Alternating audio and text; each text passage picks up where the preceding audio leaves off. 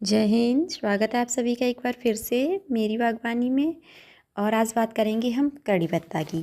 करी पत्ता, नरसिंगा, पूसवाला, करिया फुल्ली, मीठा नीम, ऐसे ही और कई नामों से भी इसे जाना जाता है, जिसे आमतौर पर हम कड़ी पत्ता भी कहते हैं।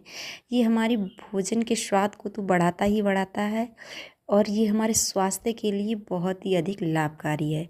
तो आज हम इसके स्वास्थ्य के लिए क्या लाभ हैं इस बारे में भी बात करेंगे। तो सबसे पहले हम इसकी रिपोर्टिंग की बात कर लेते हैं, उसके बाद हम बात करेंगे कि हमारे स्वास्थ्य के लिए किस प्रकार लाभकारी है और हम इसका प्रयोग कैसे कर सकते हैं अपने लिए।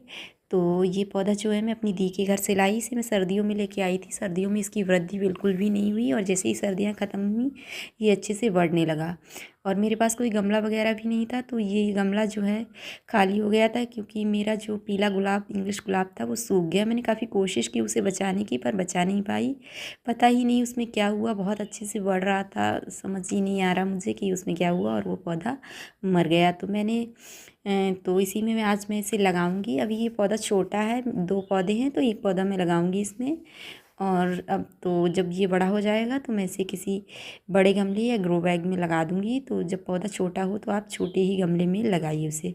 तो उसके लिए सबसे पहले इस मिट्टी में पहले से ही सारी चीज़ें मिली हुई हैं, लेकिन मैंने इसमें हल्दी पाउडर मिलाया है क्योंकि ये एंटीबैक्टीरियल होता है, जिससे कि हमारे पौधे में कोई बैक्टीरिया ना लगे जड़ में और हमारा पौधा ख़राब ना हो। और थोड़ा सा मैंने कोकोपीट मिलाया है।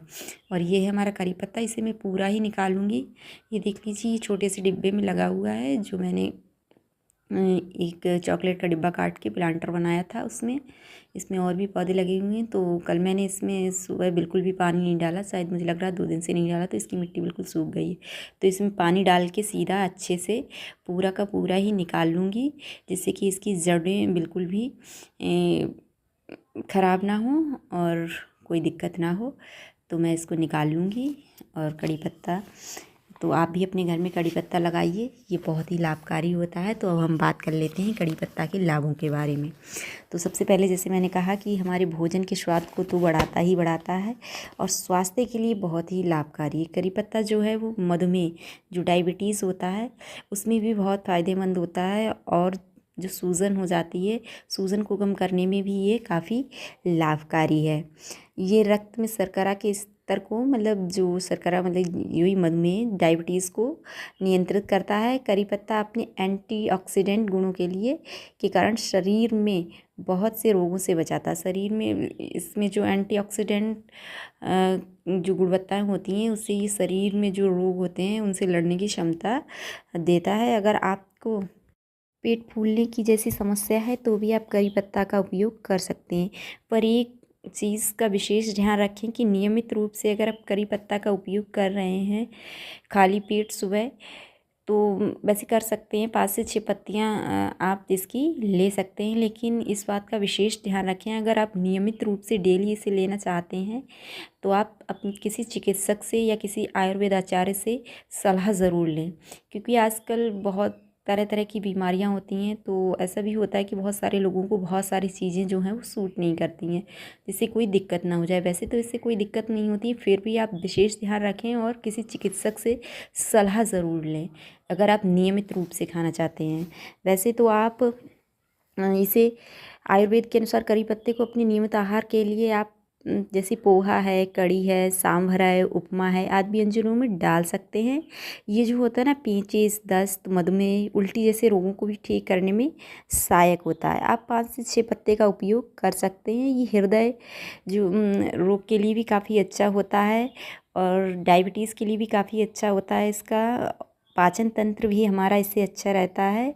इसमें कई सारे विटामिन्स प्रचुर मात्रा में पाए जाते हैं। इसमें विटामिन सी जो होता है वो बहुत प्रचुर मात्रा में पाया जाता है, तो हमारी त्वचा के लिए काफ़ी लाभकारी होता है।